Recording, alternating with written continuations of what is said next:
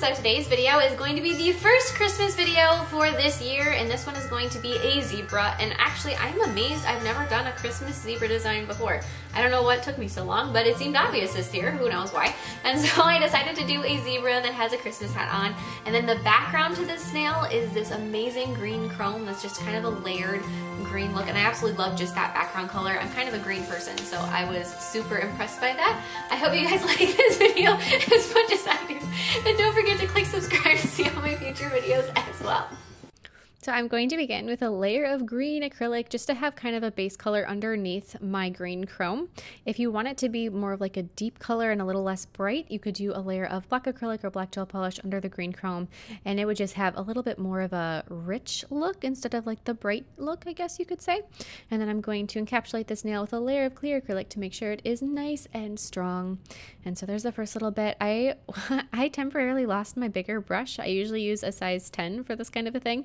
And so I was working with a size 8, and so I had to sculpt everything like with extra beads, which was fun for it was like a couple weeks. And yeah, I found my brush though now, so that's good. But I'm going to file this nail to shape with my e-file, and then we're going to be applying a layer of no wipe top coat over this entire nail to make sure that it is nice and ready for that chrome, and then burnish that green chrome that I mentioned into the surface. So this isn't a duo chrome, it's just a regular single color chrome that is a green, and it is a little bit more on like the tealish side of green, but once you really burnish it in, that more Christmassy green that was underneath really came through.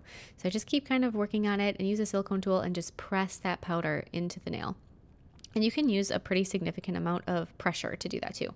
And then brush off the extra, apply a layer of gel sealer, and then this nail is ready for some 3D fanciness. So now with some white acrylic, I'm going to begin sculpting my zebra's head.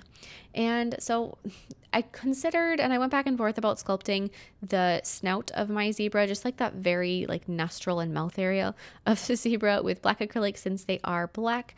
And I decided that I'll just paint that on later. But if you wanted to, and you wanted to do less painting and more sculpting, you could at this point kind of blend in some black acrylic.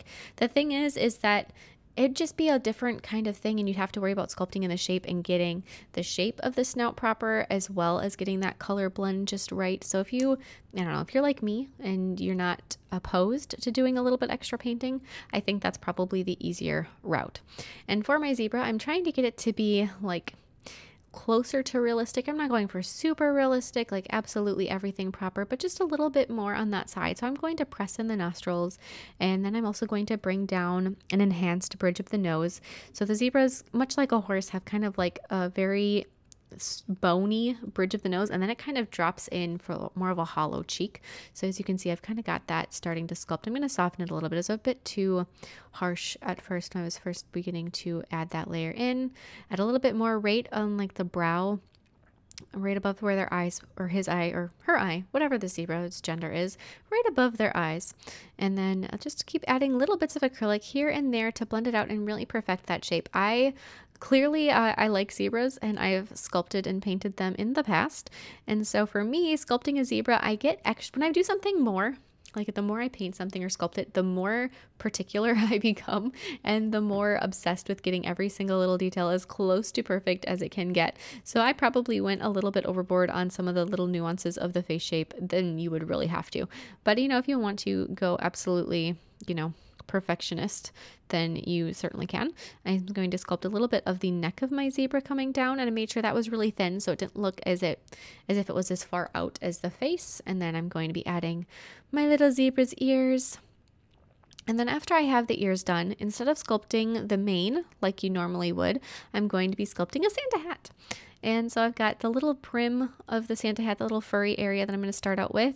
And if you were going to be doing a zebra design that was not Christmas themed, then at this point you would just sculpt the little bit of the vertical mane coming up. And then after I've got that top part, or the brim of the hat, I'm going to do the top part of the hat with red acrylic. This is the only different color of acrylic I use as far as the 3D work is concerned for this particular design. And it's kind of weird because usually whenever I start out in 3D design, I get out like 50 colors of acrylic and I have them all laid out for what I might use. And for this one, it's like, I really only need red and white. And so anyways, we got the little brim of the hat. It's turning things slightly pink, just, you know, the nature of red acrylic on top of white. It's gonna turn stuff pink, but we'll fix that with paint. So now with some red acrylic paint, I'm going to be brightening the shade of my red hat. So the hat started out a really rich, kind of almost brick red color. And so to bring in some of that really bright Christmassy colors, just blend in some very, very bright cherry red and then to kind of soften it with a little bit of water if you're using acrylic paint. Or if you're using a gel paint or a gel polish, then you would soften it with a solvent or with gel top coat. But now with some gray and some bright white paint, I'm going to be doing some shading on my zebra head. Like I said, just because of how many times I have sculpted and painted zebras, I get extra particular. And so for me, just to leave this black and white and those intense, very contrasting colors did not seem appropriate. So I'm going to make it a little bit more realistic and add some different shades of gray within the design. So I'm just going to softly blend in some of that gray here and there. Not a lot. You want the zebra's head and neck to look white, but look like it has dimension to it. So it's not just flat white, if that makes sense. So you want to add just a little bit of shading in here and there. And a great thing to do is if you are using acrylic paint, as I am, is if you have a cup of water next to you, that you can frequently wash your brush so that you can kind of wash over the design as well with a damp brush and blend in some of those lines. So now I've got a little pink in my zebra's ears, not much, just a touch. And then with some black and dark gray paint, I'm going to be doing some of those black details. So my zebra snout, I'm going to start by just completely painting the entire thing black. And that's definitely an option for you. But as you can see, you can no longer see the nostrils or anything else, any of those other details I added in there. So when you go through later and add some highlights, it really brings out the 3D work that you worked on. So I'm going to also do my little zebra stripes, add some eye details. If you wanted to sculpt the eyes in, that's always something that I think is fun. I decided not to for this particular design, but if you do, then it actually makes the painting process a little easier.